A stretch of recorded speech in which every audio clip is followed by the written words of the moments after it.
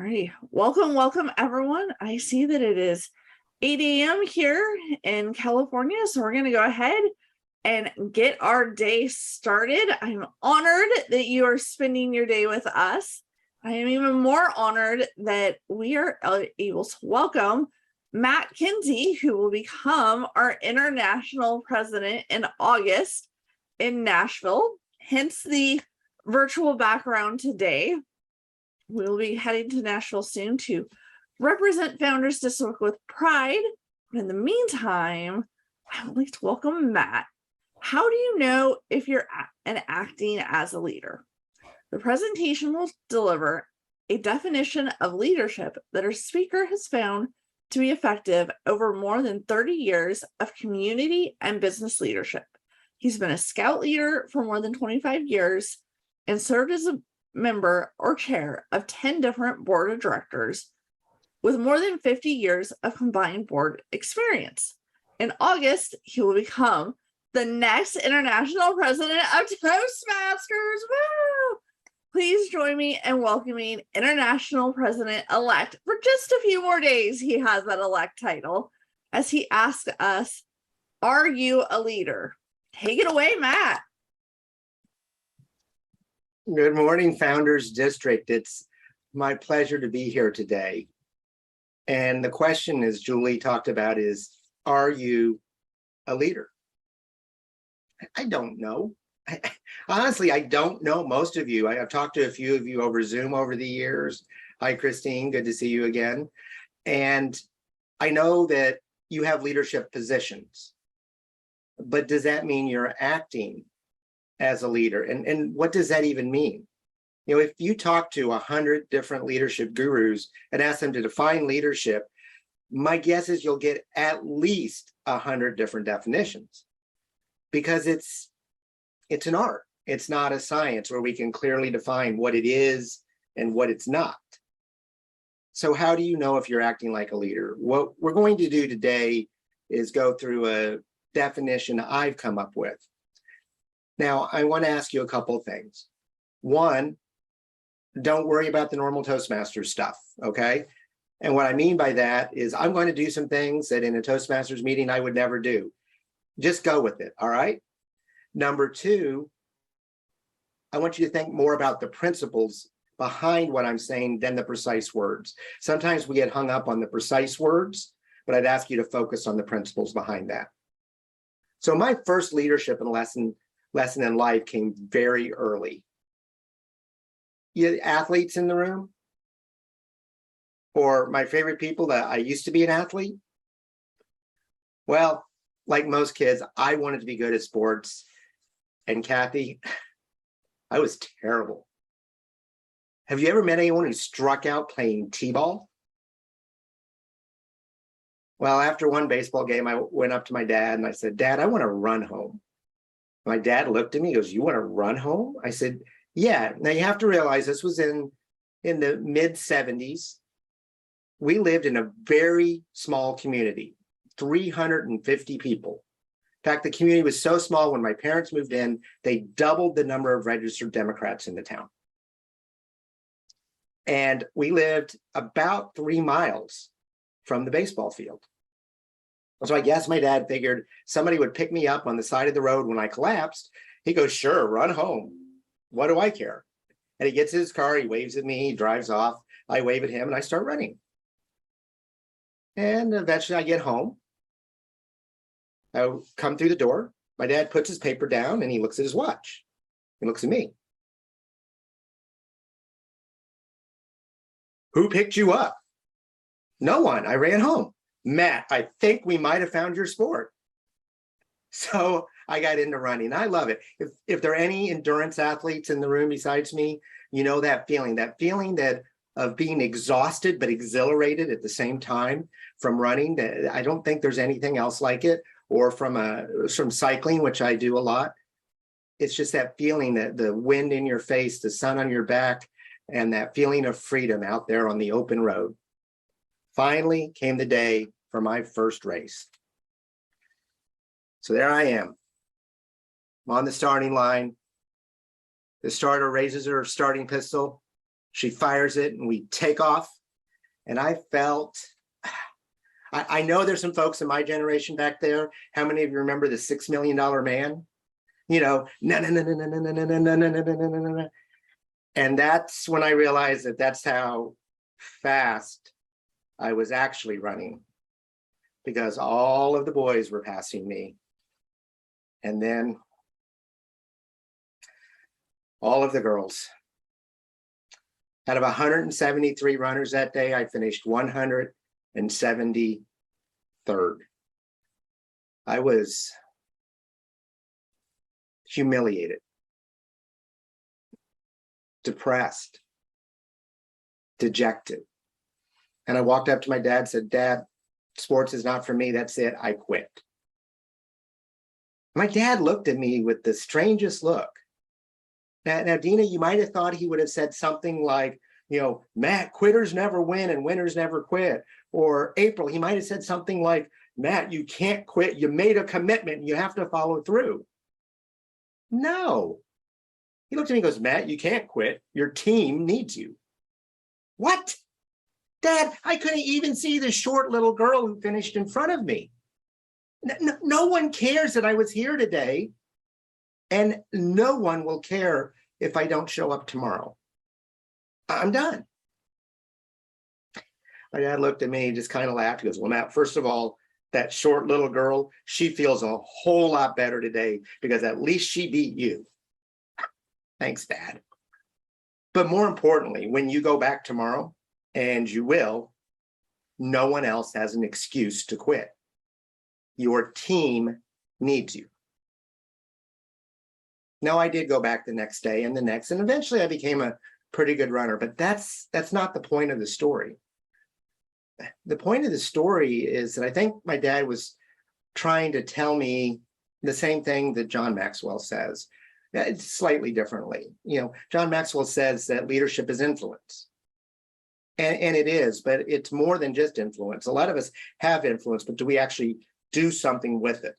So the way I choose to look at it is leadership is exercising your influence. How do you exercise your influence? And remember, exercise is also about practice. So there's two pieces of here. There's the practice and the actual delivery of your influence. So that's the first part of our definition, that leadership is exercising your influence. But how do we do that?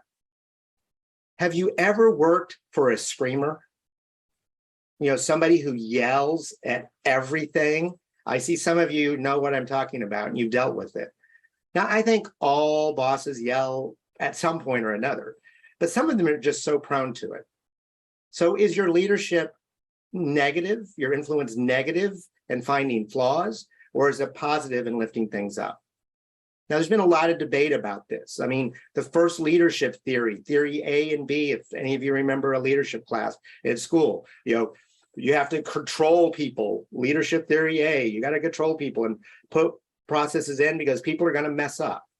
And B is kind of the opposite. Well, here's what the research says.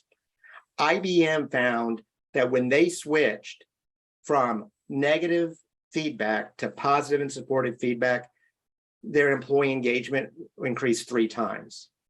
A Gallup study looking at organizations and how they provide feedback found that those in the same industry who use positive feedback had a 19% increase in sales, a 29% increase in profits, and a 72% decrease in turnover.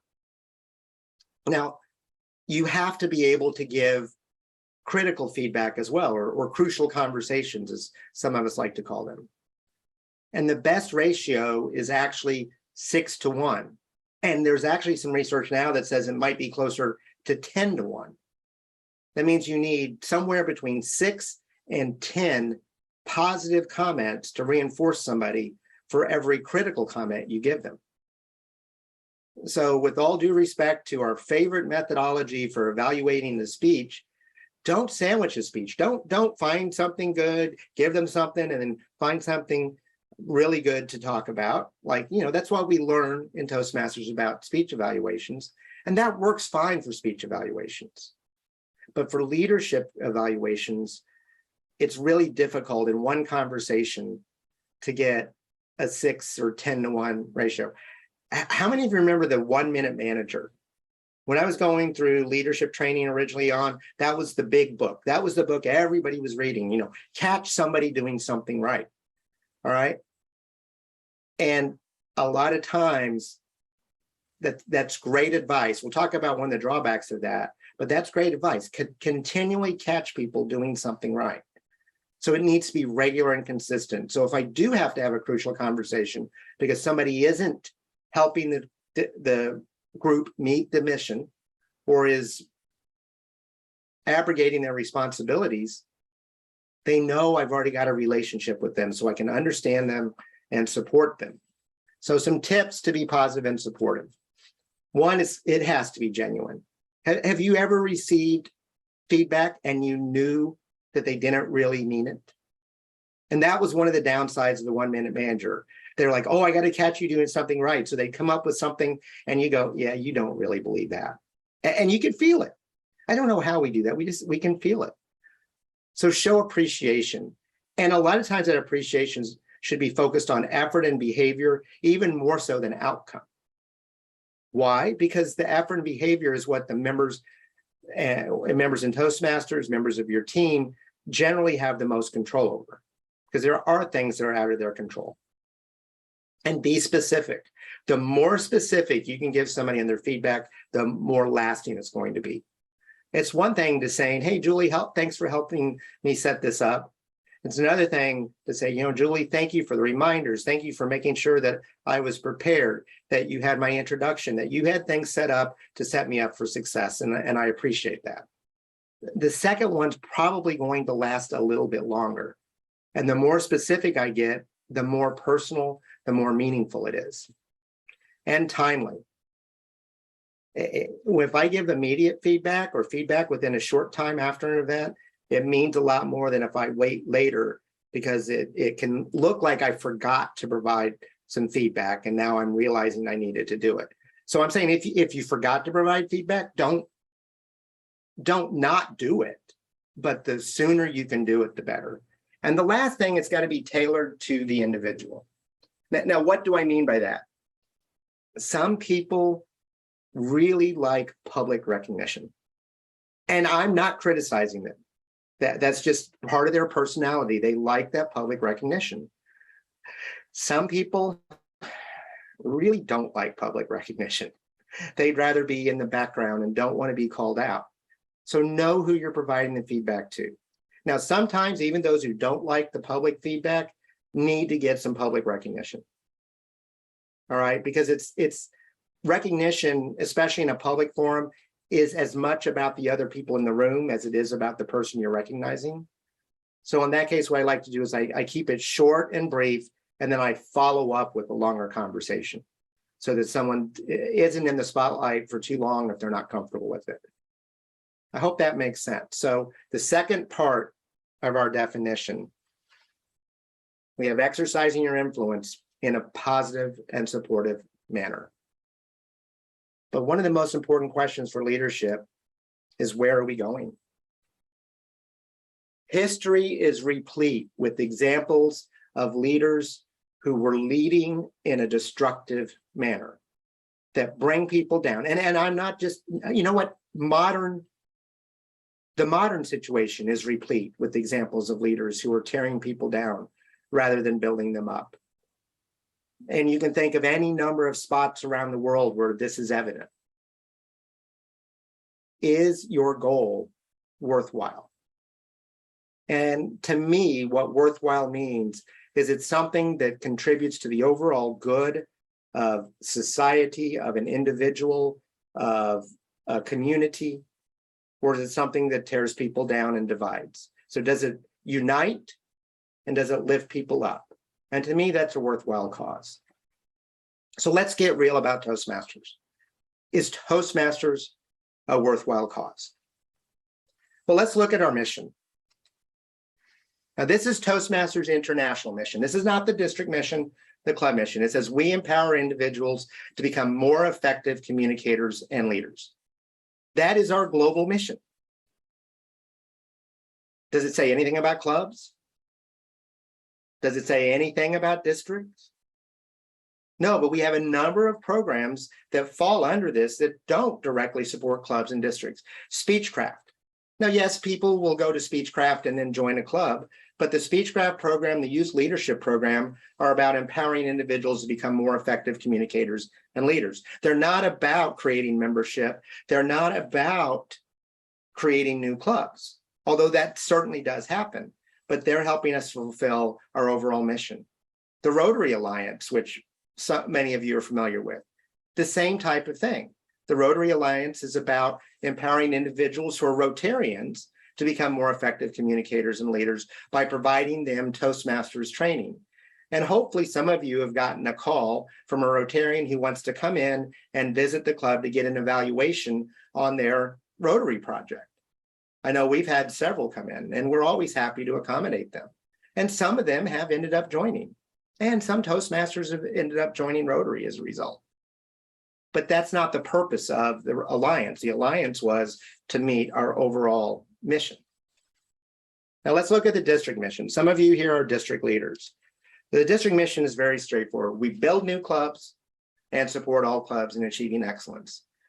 And despite what some leaders will tell you, neither half of these, in my opinion, is more important than the other. We do have more control over starting new clubs because that's something that district leaders take direct action on rather than indirect action because the clubs have to own their own success. But they're both equally important. And my recommendation from a district level and support is about 20% of your time is spent on building new clubs, and about 80% of your time is supporting all clubs and achieving excellence. Now, if you think about your division and area structure, that aligns perfectly with your division and area structure. Because in my opinion, division directors are most responsible for starting new clubs, and the club growth director is a resource for them. Area directors are most responsible for supporting all clubs and achieving excellence, and the program quality director is a resource for the area directors. That's the way I look at it, and it seems to be effective. So it's something for your district team to consider. But is this a worthwhile mission? I think it is because of what comes next. The club mission. We provide a supportive and positive learning experience in which members are empowered to develop communication and leadership skills, resulting in greater self-confidence and personal growth. That's why I'm in Toastmasters. That's why I joined, because I personally don't think there is a greater gift you can give somebody than helping them to develop genuine self-confidence. The ability to know, you know what? Yes, I know I can get better, but who I am right now, that's a pretty good person. And if you don't like me, I'm okay with that because I know I have many people who do. Think about that. That's what we're really doing. The end result is a more self-confident person who's experienced personal growth. So do you have a worthwhile mission? So leadership, in the modern sense, is exercising your influence in a positive and supportive manner towards the accomplishment of a worthwhile goal. And if I stopped there, I think most of us would be very comfortable with that definition. But if you're looking at the screen and you're looking about the amount of space, you know I'm not going to stop there because there's still two more pieces missing. One of those is values.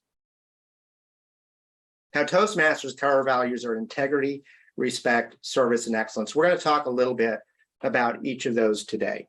Now, I could do a keynote on each of these in itself. So this is just a little highlight.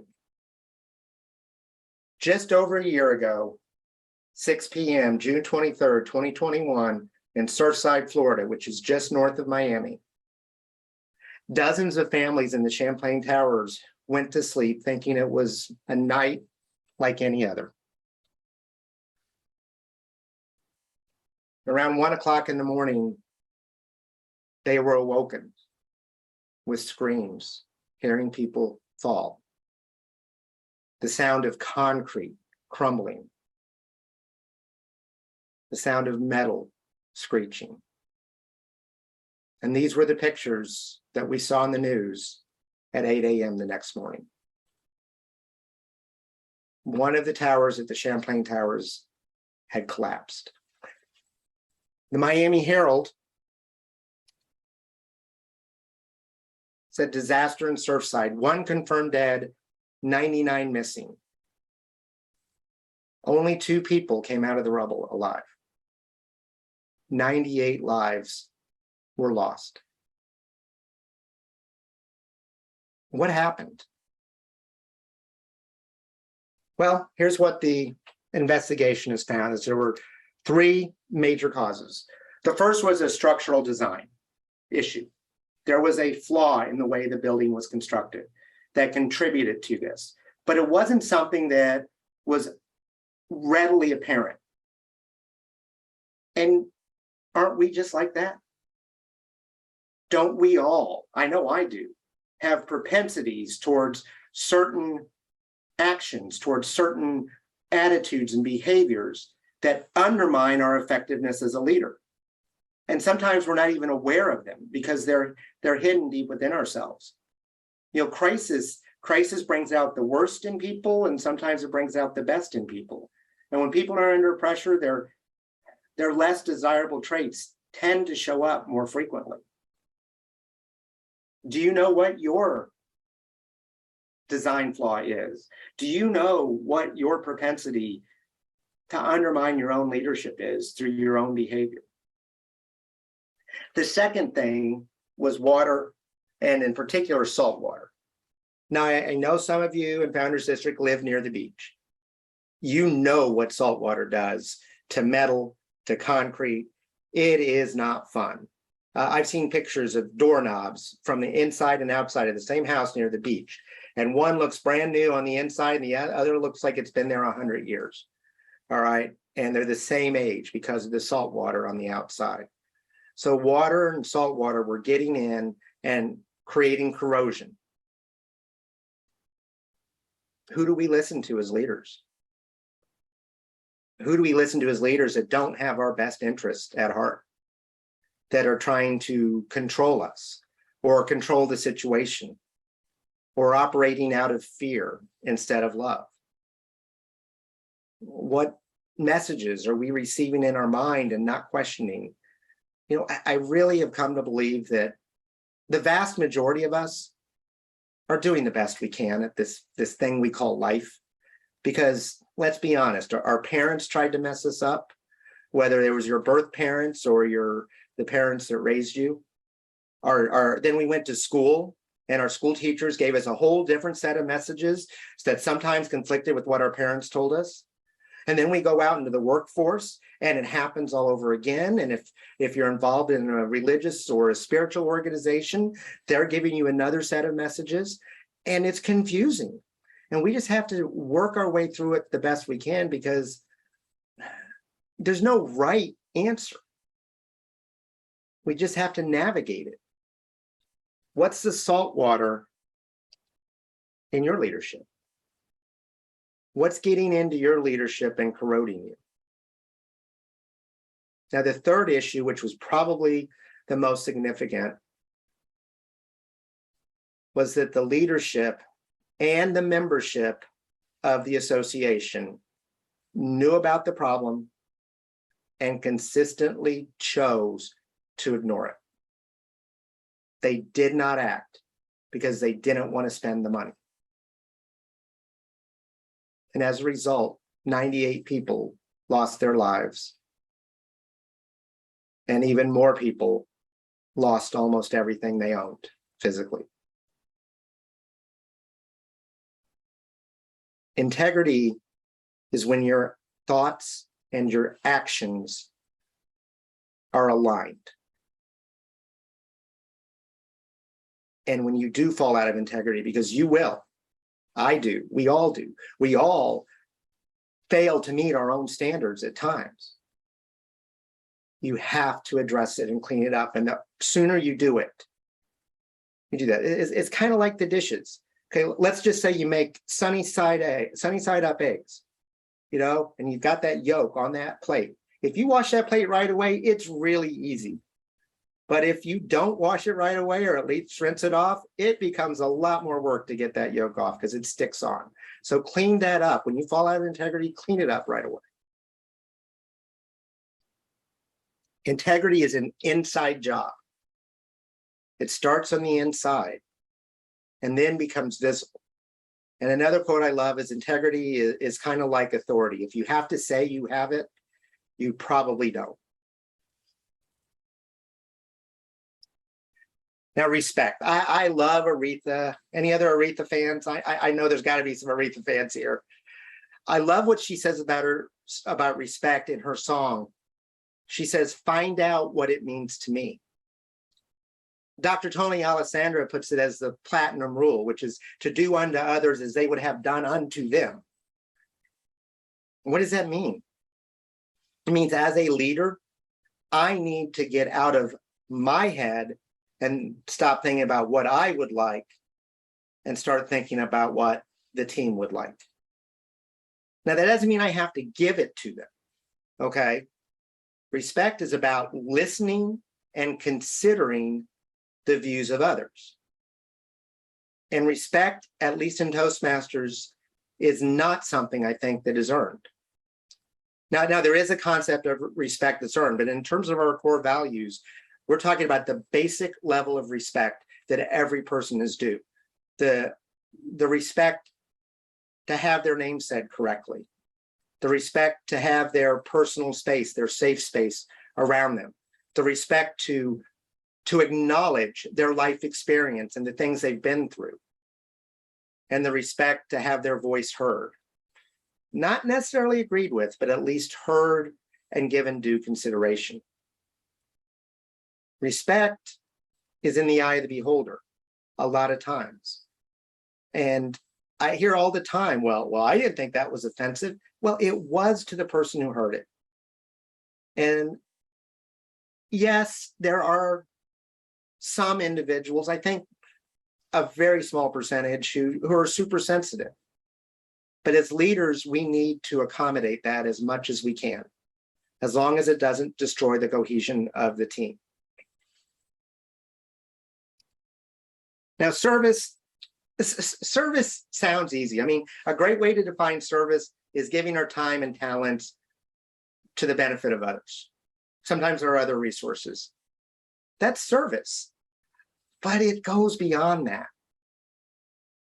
So I used to work in Houston at a retail strip center. And on one end of it, there was a restaurant, which I shall not name, but you might be able to determine who they were. And you don't see a lot of their locations anymore. And maybe there's a reason why. I don't know. I'll let you be the judge. But I went there at least once a week for dinner because I worked in the evenings. So I would go to dinner, have there. In fact, they knew me so well that when I came in, for those of you know, I love Coca-Cola, they would put down 2 glasses of Coke because by the time the waiter got back, I would have finished the first one and started on the second one. So he would just bring 2 glasses of Coke right to start with. Well, one day I went in and I did not get my normal level of expected service. And restaurants are kind of funny. You know, you don't expect white glove, white tablecloth service at a McDonald's. But as long as you get what you expect at a McDonald's, you're okay. The food won't kill you right away. It might kill you over time, but right away, it's not going to kill you. You know, you got in and out quickly, which is generally what you wanted. Or for those of you who got parents, your kids got a toy and because they just wanted to go to McDonald's because McDonald's does such a great job of making themselves attractive to young kids. All right, that's what you expected. You know, this restaurant was in that casual dining space, and that's what I expected. That day, the food was late. It was cold, which meant it had been sitting there. This wasn't the kitchen's fault. This was the waiter's fault because he hadn't brought it out to me. And I tried to talk to the waiter to let him know I wasn't happy and he wasn't getting it. So I asked the manager to come over. Well, the manager came over and he was like, "Yes, sir, I understand there's a problem." I said, "Well, sir, I'm sorry. Would you like a free meal?" He didn't even let me finish 3 words before he interrupted me and was offering me a solution. And I was just not in a good mood that day. I was like, excuse me?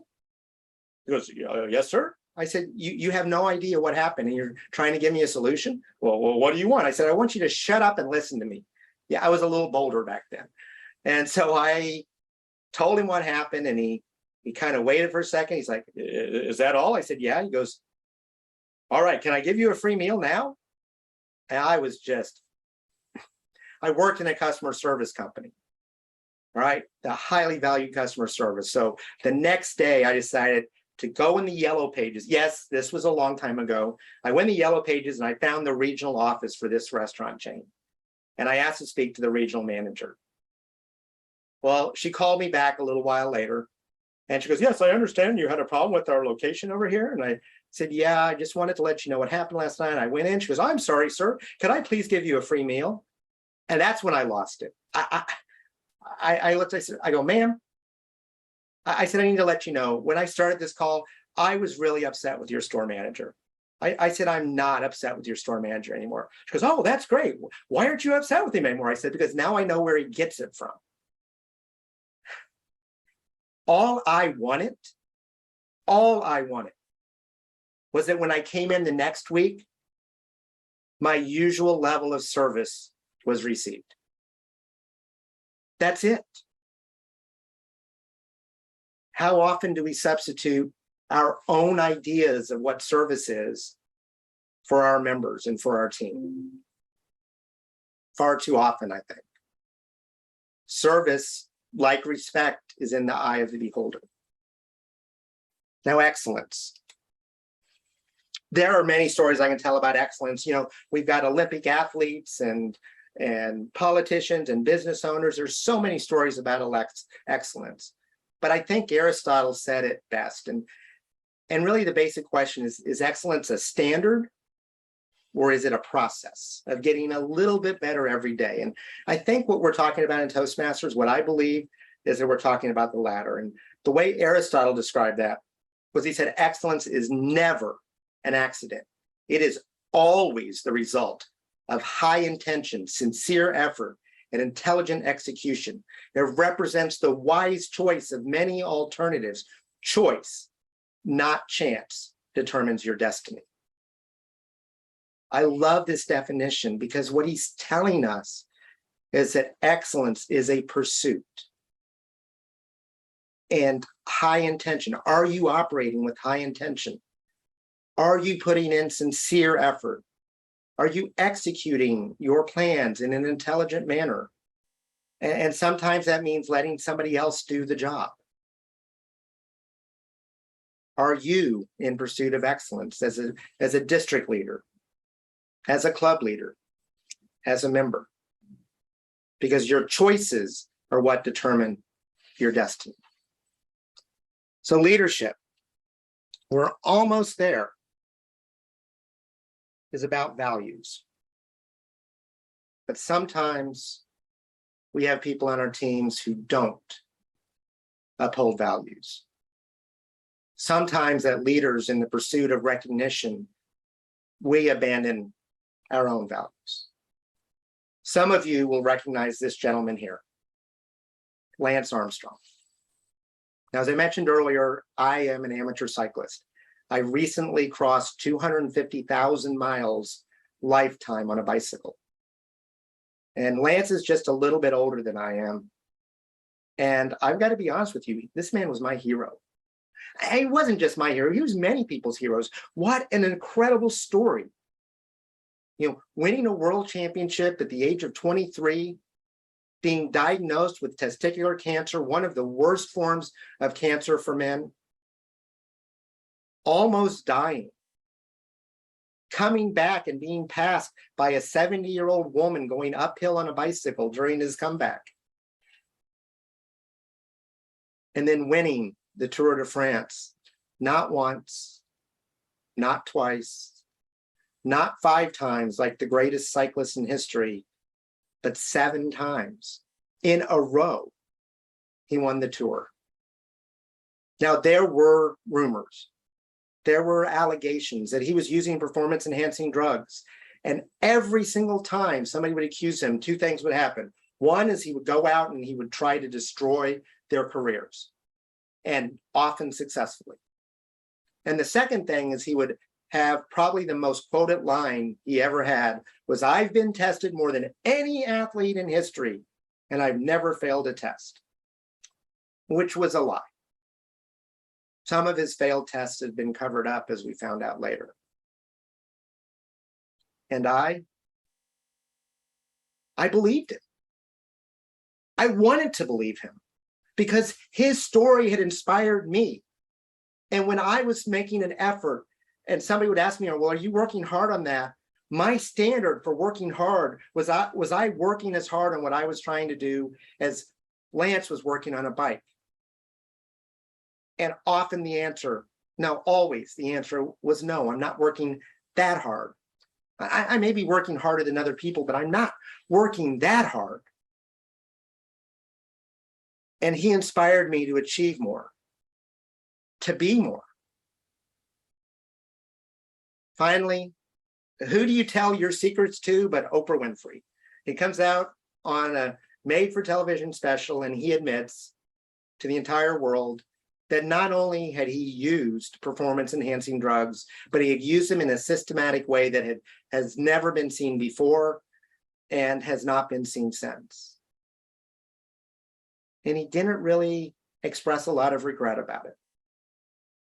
He made a lot of excuses, but at least the truth had come out, and I was devastated. And I started thinking things like, this man inspired me, and I achieved based on that inspiration, and the source of that inspiration was a lie. Is what I accomplished with that inspiration also a lie? Now, fortunately, I soon realized that no, my accomplishments stood on their own, but I had even begun to question it. I began to question my love of the sport. And did I want to watch the Tour de France? Did I want to participate in this sport when the pinnacle of the sport was a cheat? Lance was all about winning. But winning isn't everything. Values are. If you have to cheat to win, did you really win? If you have to cheat to get a recognition, did you really earn the recognition? Please don't be tempted to shortcut our rules, to shortcut our policies and the things we put in place in order to achieve. My year as district director, we finished 57 membership payments short of reaching the distinguished status. And I sleep really well. I had past leaders, I had members telling me exactly how I could go out and manufacture those 57 member payments we needed. And I said no, because it wasn't based on reality. And I sleep well for that. And I can tell you our CEO is glad I made that decision.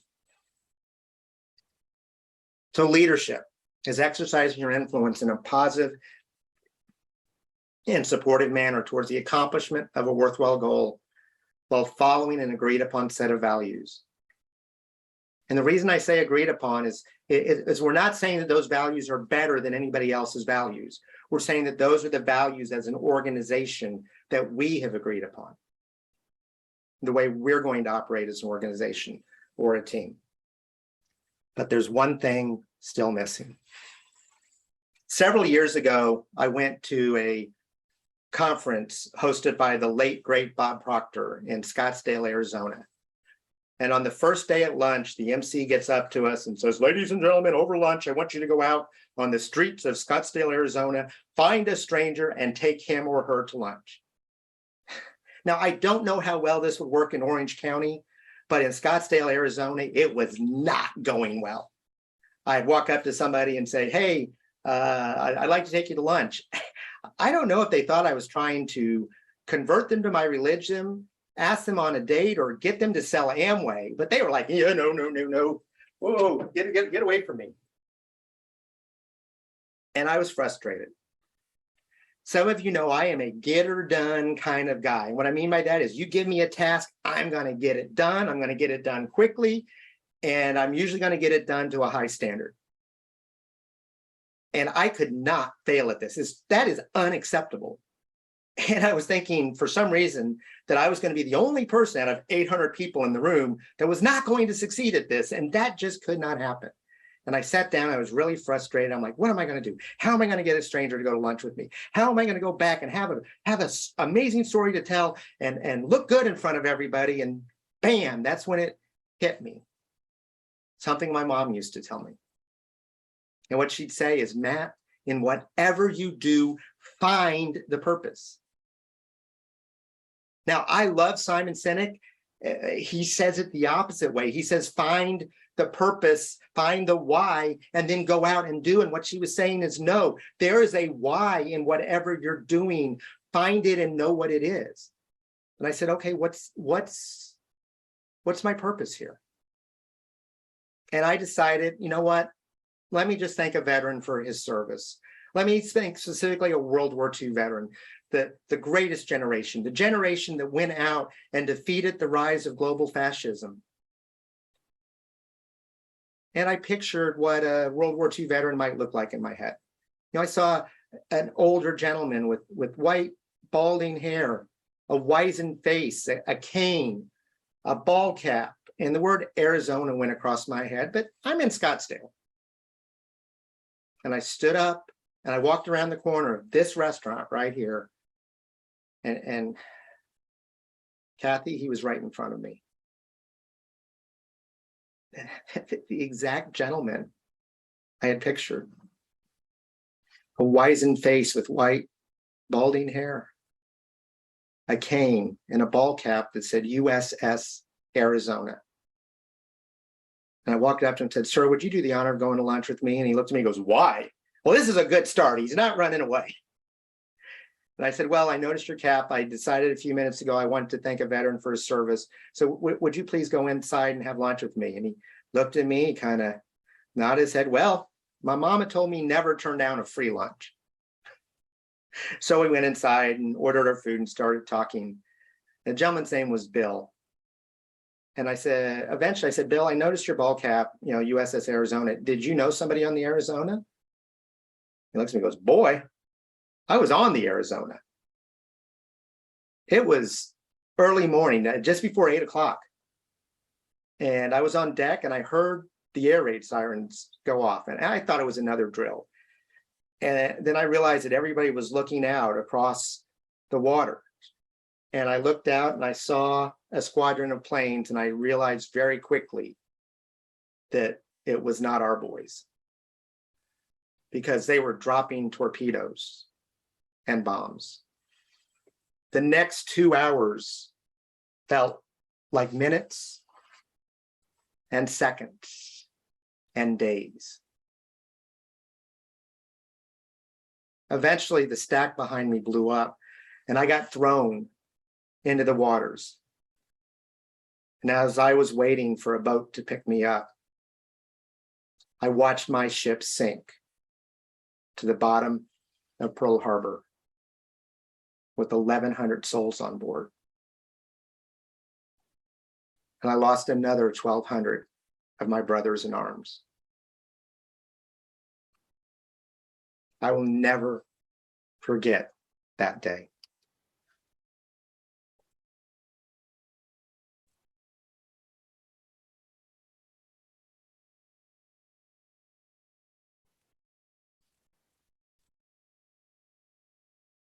We sat there in silence for quite a while.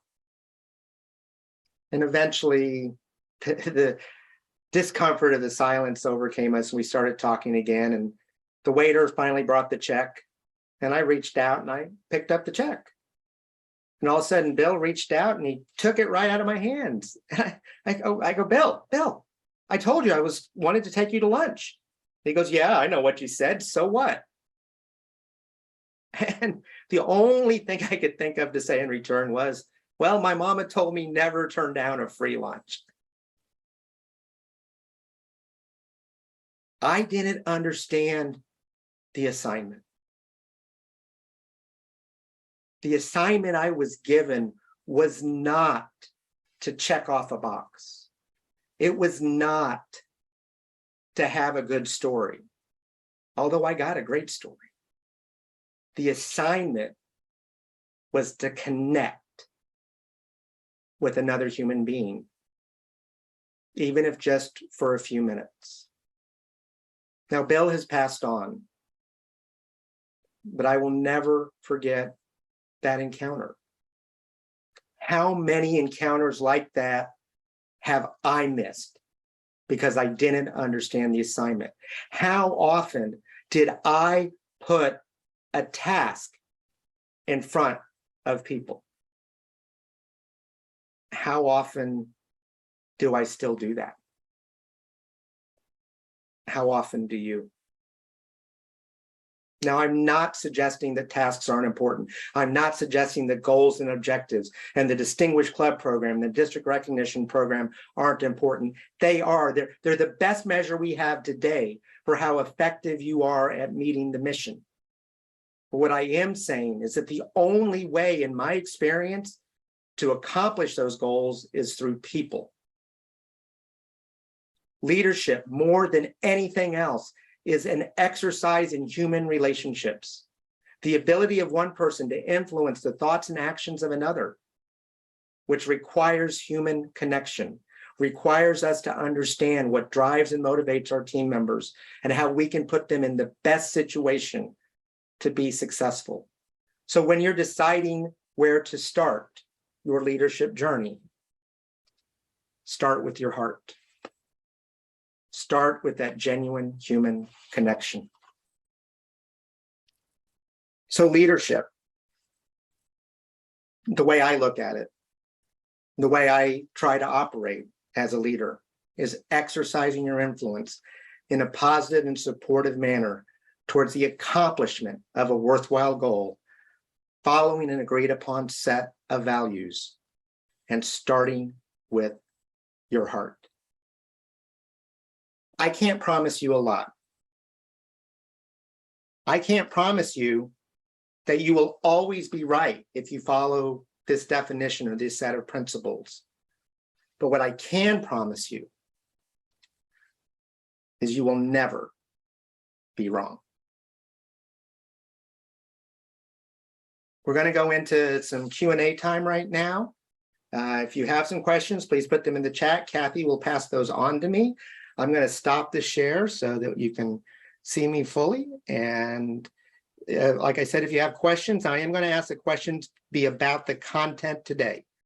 If you have questions about Toastmasters in general, at the end of the Q&A, I will put my email in the chat, and you're welcome to email me, and I will forward those to the appropriate people or answer myself as appropriate.